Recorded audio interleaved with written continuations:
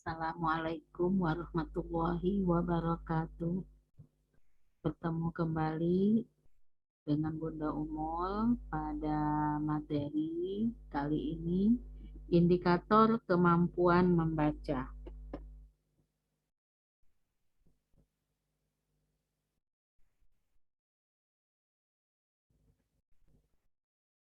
Kita lihat materinya, kita simak bersama. Indikator-indikator kemampuan membaca pemahaman. Pertama, adanya acuan langsung yang dirinci dalam kemampuan memahami makna, kata, istilah, ungkapan. Jadi harus dirinci ya kemampuan memahaminya. Kemudian kemampuan menangkap informasi dalam kalimat dan kemampuan menjelaskan istilah. Informasinya apa, istilah-istilah atau kosakata yang digunakan apa. Dua, penyimpulan yang dirinci dalam kemampuan menemukan sifat hubungan suatu ide dan kemampuan menangkap isi bacaan baik secara tersurat maupun secara tersirat. Maksudnya baik apa yang ada dalam kata yang tertulis ataupun makna di balik kata tersebut. Ya, contohnya Bapak pergi berlayar. Kalau makna sebenarnya itu Bapak betul-betul mengarungi lautan dengan menggunakan perahu. Kemudian Bapak sudah lama mengarungi sudah lama pergi merantau ya. Ini juga disebut pergi berlayar, pergi merantau. Jadi makna tersurat dan makna tersirat. Tiga, dugaan yang dirinci dalam kemampuan menduga perasaan yang terkandung dalam bacaan dan kemampuan menghubungkan teks dengan situasi komunikasi. Jadi bacaan itu dihubungkan dengan teks dan kondisi suatu teks dalam situasi komunikasi. Jadi maknanya harus dihubungkan dengan situasi yang ada ya dengan bacaan tersebut, kandungan kata-kata atau kalimat dalam bacaan. 4. Penilaian.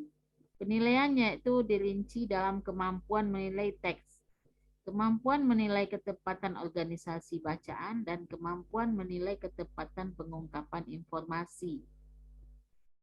Jadi ketepatan organisasi bacaan ini bagaimana? Kemampuan ketepatan penggunaan informasinya bagaimana?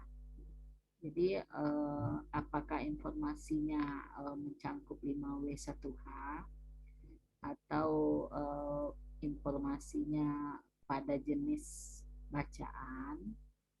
Itu yang unsur-unsur penilaian. Jadi ada beberapa unsur penilaian dalam membaca atau memahami suatu teks bacaan. Penilaian kemampuan membaca menurut Nurgiantoro, penilaian hasil membaca pemahaman dapat dilakukan dengan menggunakan tes kompetensi membaca. Tes kompetensi membaca dibagi dalam dua cara atau dua bentuk. Satu, tes kompetensi membaca dengan merespon jawaban. Jadi tes kompetensinya membaca dengan merespon jawabannya. Bagaimana jawaban dari suatu pertanyaan atau dari suatu pernyataan. Kemudian tes kompetensi dengan mengkonstruksikan jawaban, mengkonstruksi jawaban. Bagaimana jawabannya sesuai pertanyaan.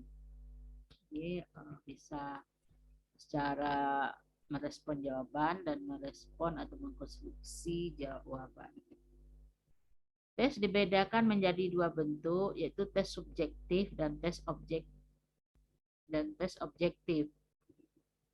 Menurut Tampu Bolon, bahwa pemahaman terhadap bacaan diukur dengan persentase dari jawaban benar tentang isi bacaan. Persentase dari jawaban benar tentang isi bacaan. Maksud dari persentase pemahaman ini adalah persentase jawaban yang benar dengan pertanyaan yang tersedia. Jadi ada persentase benar dengan yang salah, serta berapa jumlah soal atau pertanyaan yang disampaikan atau diujikan. Tahapan-tahapan membaca hakikatnya terdiri atas 5 tahapan. 1. Mengidentifikasi pernyataan tesis dalam suatu kalimat. Jadi pernyataan-pernyataan apa yang ada di dalam kalimat topik. Kalimat topiknya. Kemudian mengidentifikasi kata-kata dan frasa-frasa kunci. Jadi kata-kata kunci ya.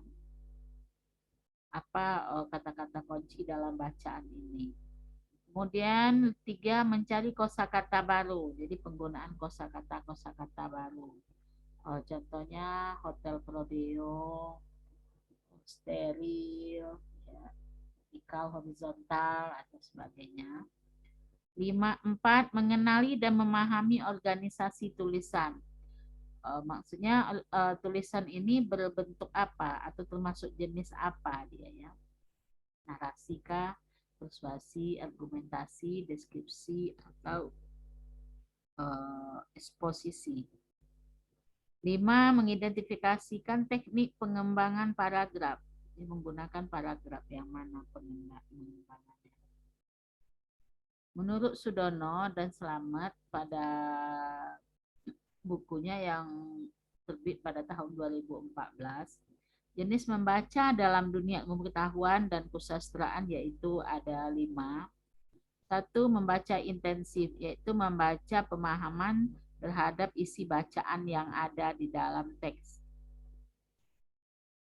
Kemudian membaca kritis, yaitu membaca dengan mencermati. Membaca bukan berarti mengakui kebenaran semuanya, tetapi kita harus kritis. Kita harus mencermati kembali apa makna-makna dari kata tersebut.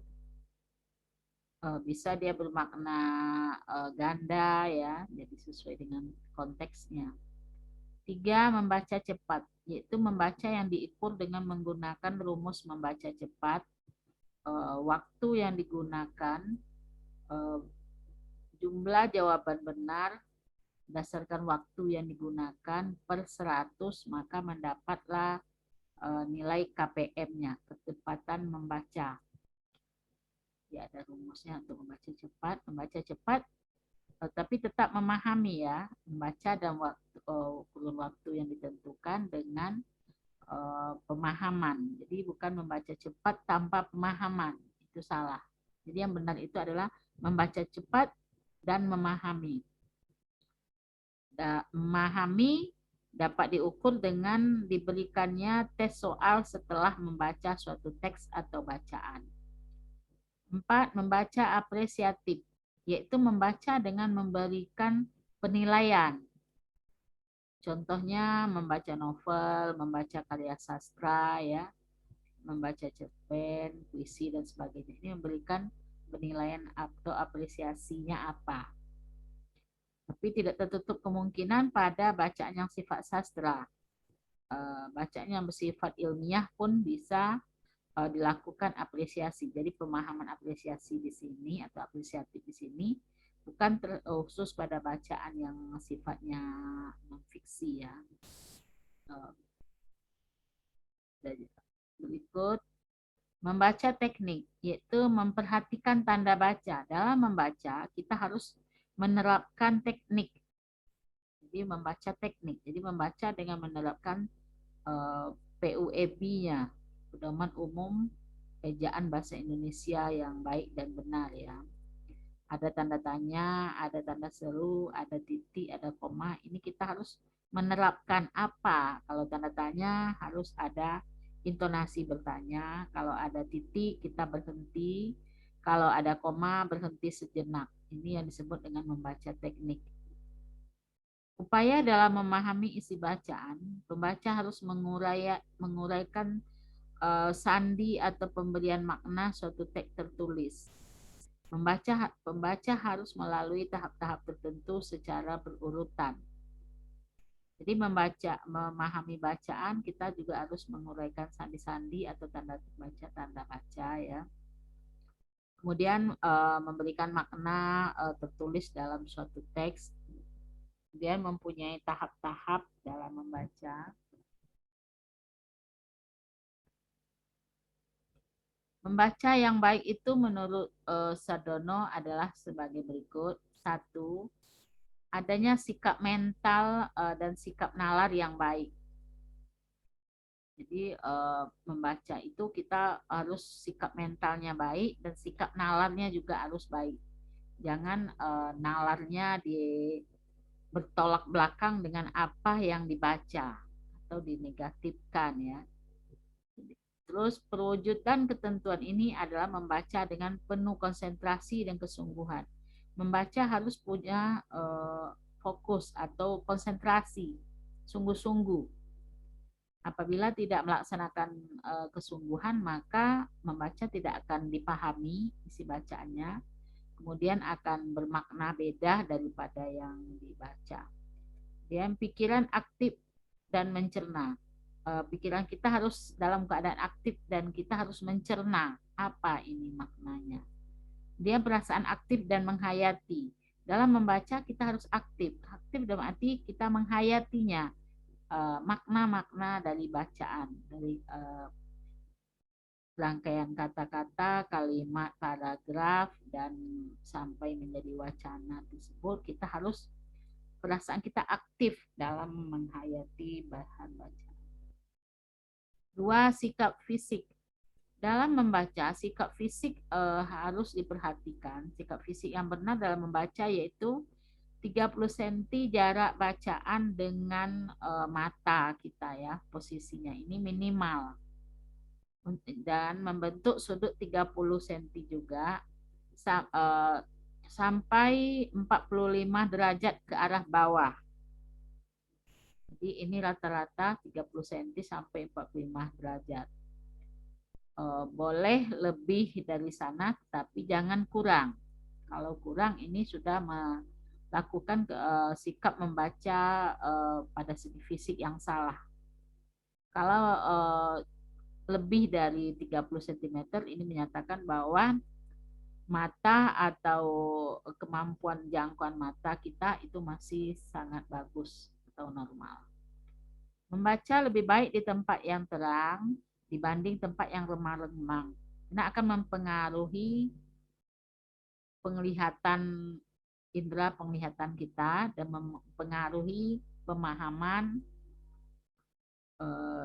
dalam membaca. Jadi membaca harus sesuai dengan sikap yang dianjurkan ya. 3, bahan yang baik.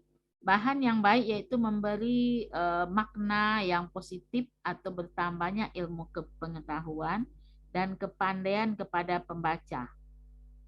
Jadi andai kata kita melakukan teknik membaca pemahaman pada siswa SD kelas rendah, itu berbeda dengan kelas tinggi. Begitu juga dengan SMP dan SMA serta perguruan tinggi. Ini bahan bacaan harus menyesuaikan. Kemudian bersifat kemanfaatan dan bertambahnya ilmu pengetahuan dan kepandaian dari si pembaca tersebut yang mendapatkan informasi-informasi yang positif dan informasi-informasi yang terbaru. 4, bahan yang banyak bahan bacaan harus beraneka ragam agar tidak membosankan si pembaca. Jadi andai seorang guru memberikan bahan bacaan kepada siswanya haruslah bervariasi. Jangan memberi bahan bacaan yang tidak bervariasi. Kemudian bahan bacaan yang baik harus mengikuti perkembangan zaman. Perkembangan zaman dan juga bersifat sejarah ya. Jadi maksudnya sesuaikan dengan kebutuhan-kebutuhan masyarakat pada saat tertentu.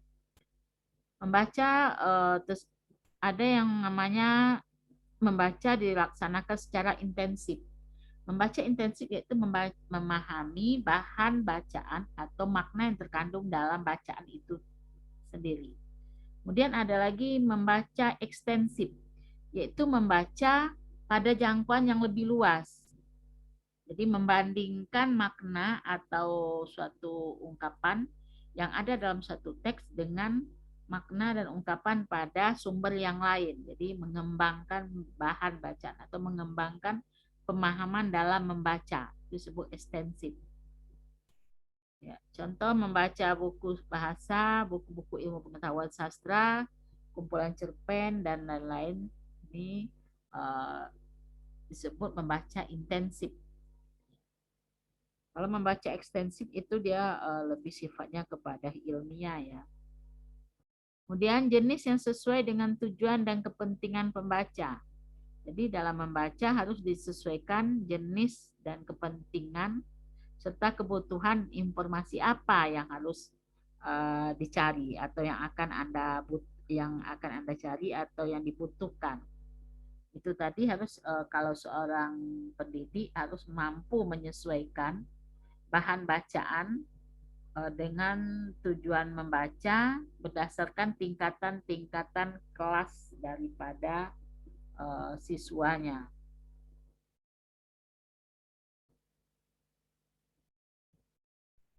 Demikian materi singkat tentang indikator kemampuan membaca. Semoga materi ini bermanfaat untuk semuanya.